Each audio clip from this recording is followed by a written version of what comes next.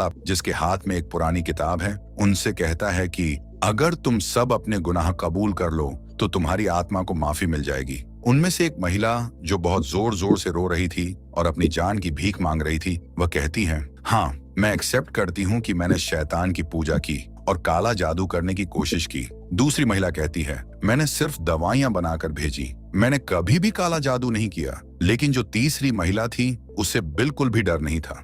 उसने पादरी की ओर देखते हुए कहा, तू नरक में जलेगा। इसके बाद उन तीनों महिलाओं को फांसी दी जाती है और उनकी लाशों को पानी में डुबो दिया जाता है।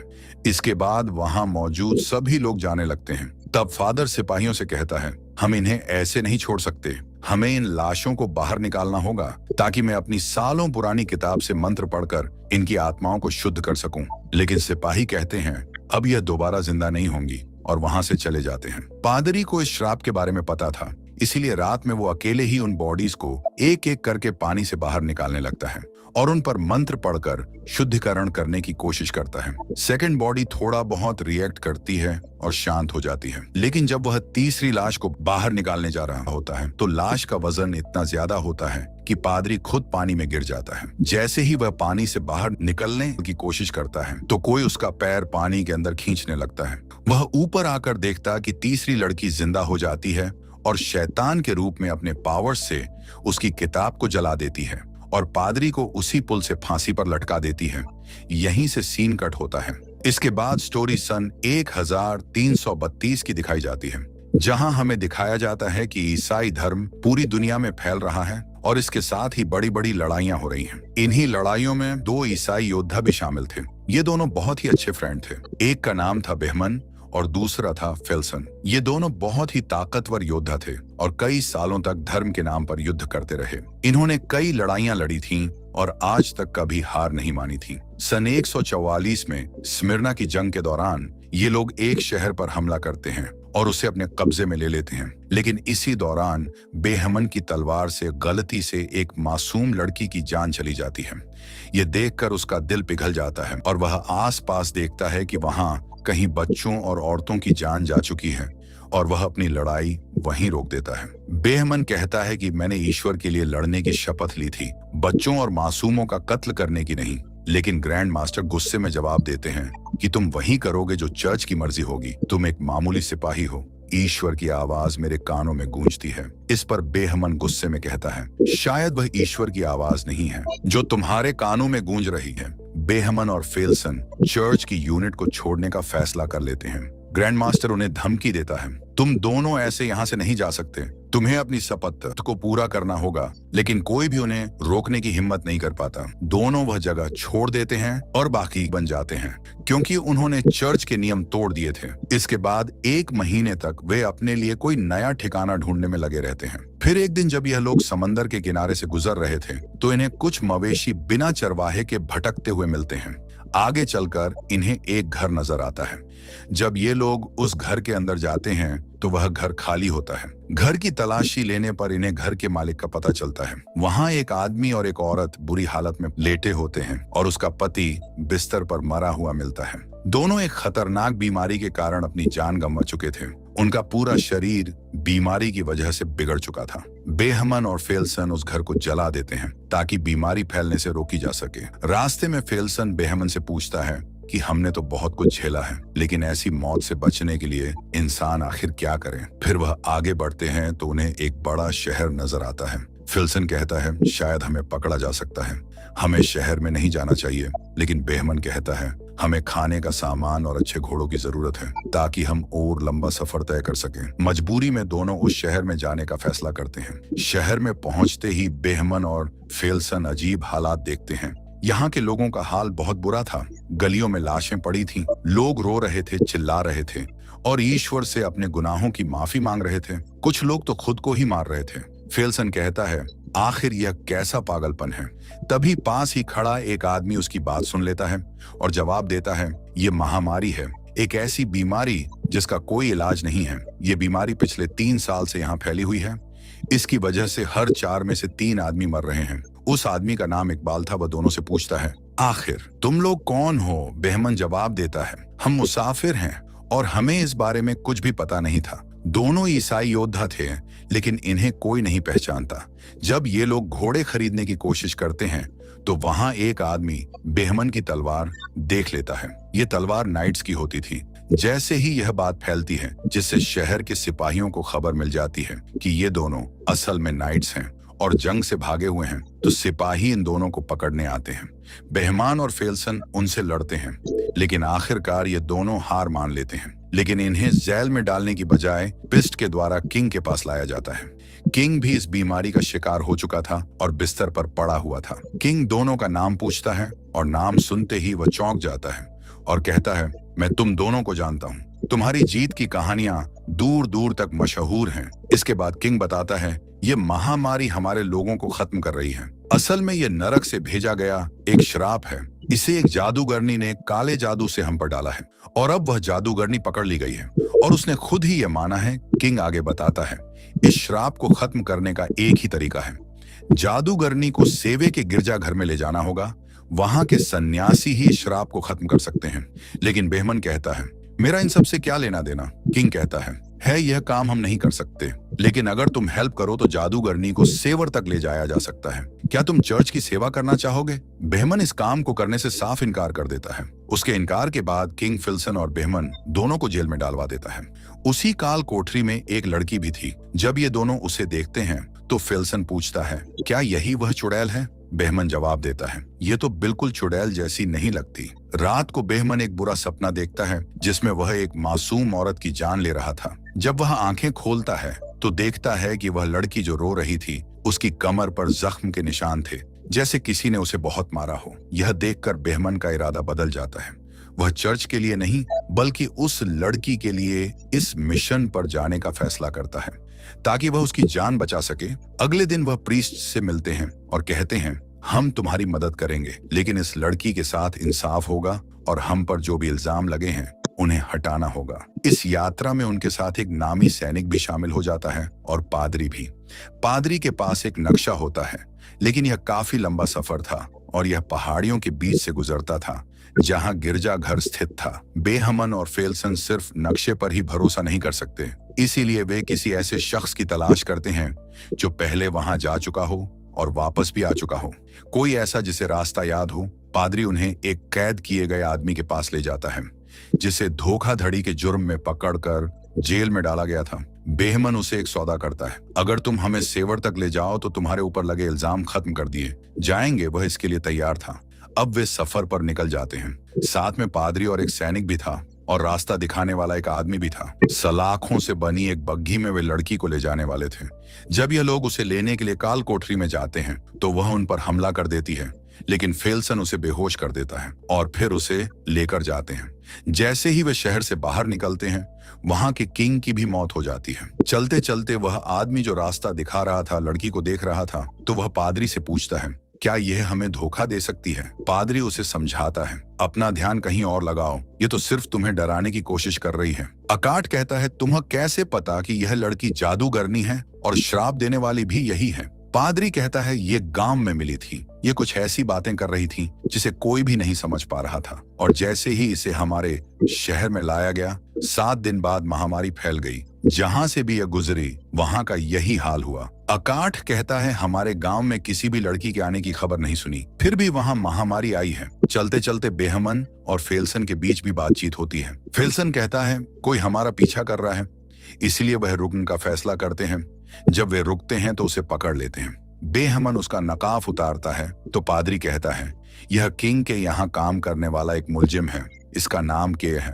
बेहमन कहता है, अच्छा यही होगा कि तुम यहाँ से चले जाओ। लेकिन के कहता है, नहीं, मैं तुम लोगों के साथ जाना चाहता हूँ, तुम सबकी सेवा करना चाहता हूँ, बदले में आप मुझे एक नाइट बना देंगे। फेल्सन उसकी हंसी उड़ाता है, लेकिन फिर कुछ देर बाद एक लड़ाई होती है जिसमें वह फेल्सन को हरा तो नहीं सकता, लेकिन उसका डटकर मुकाबला करता है। इस बात से बेहमन उससे प्रभावित हो जाता है और उसे अपने साथ इस सफर में शामिल कर लेता है। को बेहमन और फिल्सन के द्वारा की गई लड़ाइयों की तारीफ करता है। जब बेहमन लड़की को खाना और कंबल देने जाता है तो वह लड़की उसे कहती है, तुम बाकी सब की तरह नहीं हो, तुम अच्छे इंसान हो। फिर वह पूछती है, सवेर में मेरे साथ क्या होगा? बेहमन जवाब देता है, इंसाफ होगा। तभी लड़की उसे एक कहानी सुनाती है। हमारे गांव में एक लड़की पर काले जादू का इल्जाम था। लोगों ने उसकी जेबों में पत्थर भर दिए और उसे पानी में डुबो दिया। उन्होंने कहा था कि अगर यह औरत डूबी तो यह एक इंसान है, और अगर नहीं डूबी तो यह एक चुड़ैल है। वह लड़की नहीं डूबी तो लोगों ने उसे जिंदा जला दिया। बेहमन उसे भरोसा दिलाता है, तुम्हारे साथ ऐसा कुछ नहीं होगा, और साथ ही वह पादरी की तरफ इशारा करती है। बेहमनन पूछता है, क्या पादरी ने तुम्हें चोट पहुंचाई? लड़की सिर हिलाकर जवाब देती है, हाँ।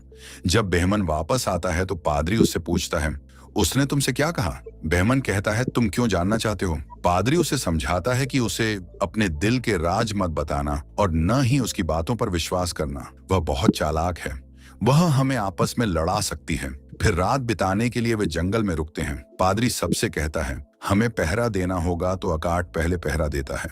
वह उस लड़की की तरफ देख रहा था। कुछ घंटे बाद जब पादरी उसके पास आता है तो अकाट कहता है, यह लड़की मुझे मेरी बेटी की तरह लग रही है। ये सुनते ही लड़की उदास हो जाती है। जैसे ही अकाट जाने वाला था, लड़की रोने लगी। वह कहती है, मुझे इस पादरी के साथ अकेला मत छोड़ो। अकाट पूछता है, तुम्हें इससे डर क्यों लगता है? इतने में लड़की अकाट को पकड़ लेती है। उसे बचाने के लिए पादरी जैसे ही आगे आता है, लड़की पादरी का हाथ जख्मी कर देती है और उसके गले से चाबी ले लेती है और वहां से भाग जाती है। यह शोर सुनते ही बेहमन, फेल्सन और के वहां पहुंचते हैं। पादरी से पूछते हैं कि क्या हुआ, तो पादरी बताता है कि वह लड़की भाग गई। वे सभी पास के गांव में जाते हैं ताकि उसे पकड़ सकें। उस गांव में भी महामारी फैल चुकी थी। वहां ज्यादा लोग नहीं थे और जो थे वे बीमार थे।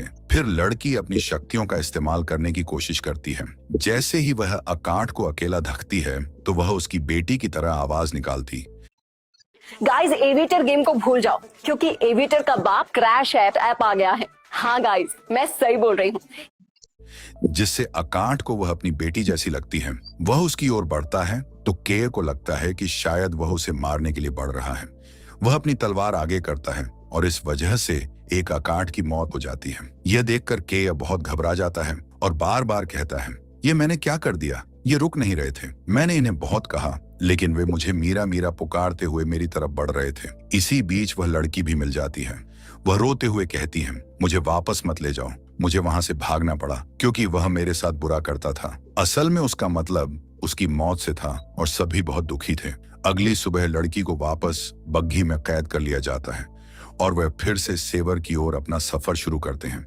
मगर जाने से पहले पादरी बेहमन से कहता है कि तुम और बाकी सब लोग अपनी प्राइवेट बातें जादूगरनी के सामने मत करना, क्योंकि वह इन बातों का इस्तेमाल हमारे खिलाफ कर सकती है। कल रात अकाट अपनी बेटी के बारे में बात कर रहा था और जादूगरनी ने वह सुना, और अब देख लो उसका परिणाम। चलते चलते वे लोग रस्सी और लकड़ी के एक पुराने पुल के सामने रुक जाते हैं। एक आदमी कहता है कि मैं काफी साल पहले यहाँ आया था, तब यह पुल ठीक ठाक स्थिति में था, लेकिन अब यह बहुत कमजोर हो चुका है। इसे पार करना खतरे से खाली नहीं होगा, खासकर तब जब उनके पास भारी भरकम बग्घी हो।